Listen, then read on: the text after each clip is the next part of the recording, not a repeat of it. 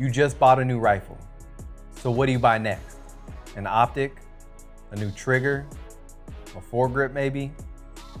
Not so fast. Most new gun owners buy things in the wrong order. So let's fix that. Welcome back to Silent Pew. Today, we're gonna be discussing what you should buy next after you buy that brand new rifle. Now, most gun owners, they think you need to buy this high-end optic, or you need to buy this, or you need to buy that. But the reality is you need to make smart purchases to make your investment worthwhile. So what does that even mean? Well, most rifles are actually gonna come like this. You're gonna see a rifle that's pretty bare bones, minus the foregrip I have on this one here.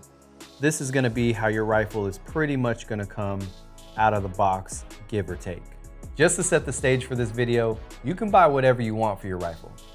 However, if you've set yourself a budget, or if you're working on a budget, there's some things you should consider when buying accessories and what order you buy those accessories in. Now, first thing first, you need a way to aim. And if your rifle came bare bones, like I was saying earlier, you're probably gonna be looking at something like this, where you just have the rail system up top. You can either go with some iron sights or an optic, depending on that budget, but I would definitely recommend to make sure you get one or the other right off the bat. That should be the first thing that you get. Now, if you're working with a budget, I would definitely go with some iron sights.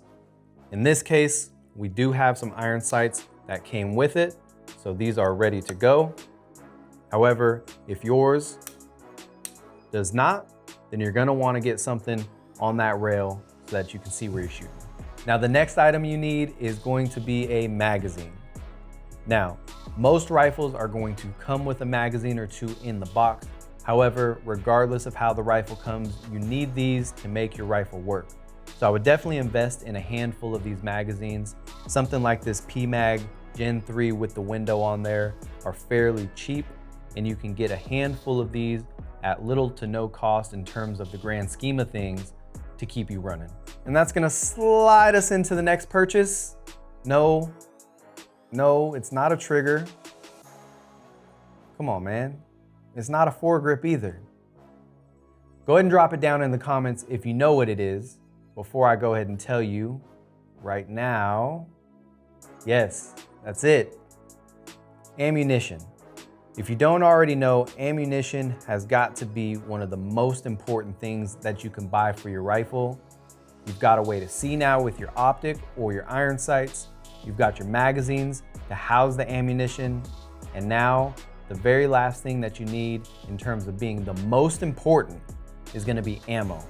Without ammo, your rifle just becomes a new paperweight for you. So get ammo, make sure you have stacks and stacks and stacks of ammo so you can get out there and train.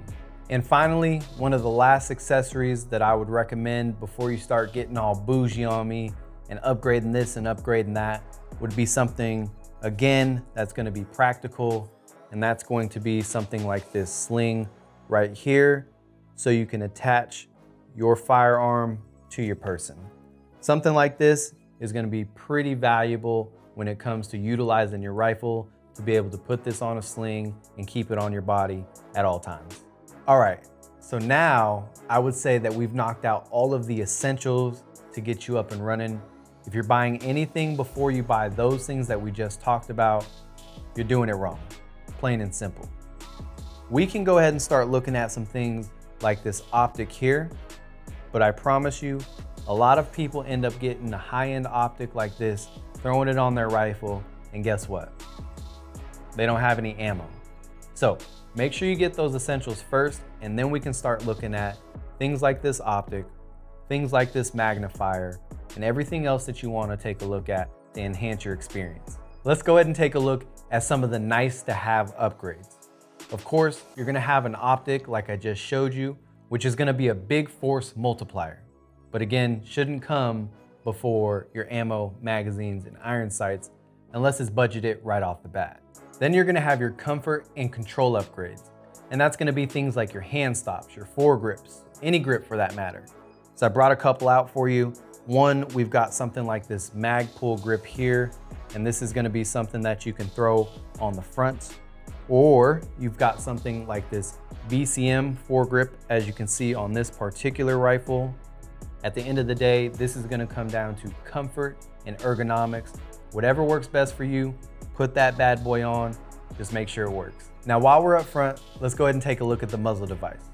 There's a lot of different options that are gonna be out there, everything from flash hiders to compensators to muzzle brakes. Now, I did bring out a couple here just to show you some examples, but you're gonna have something like this flash hider here, and this is gonna be on this particular rifle setup. And then I also have brought out two different muzzle devices that are gonna be considered muzzle brakes. You've got this one here, which is a 3-port brake, if you can see that.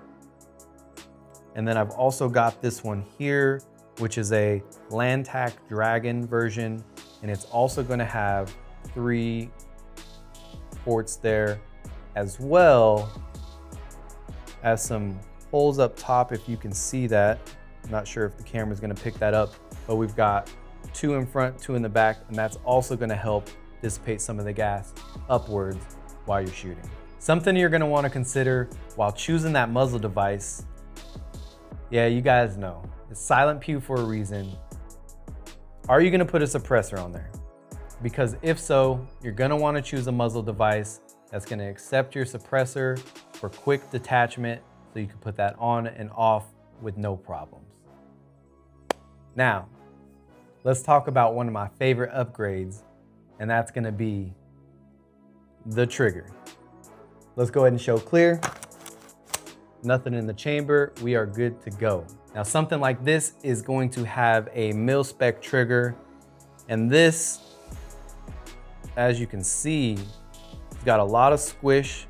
It's pretty heavy as well, and it's just not a super clean trigger. Like I said, one of my favorite things to upgrade is the trigger.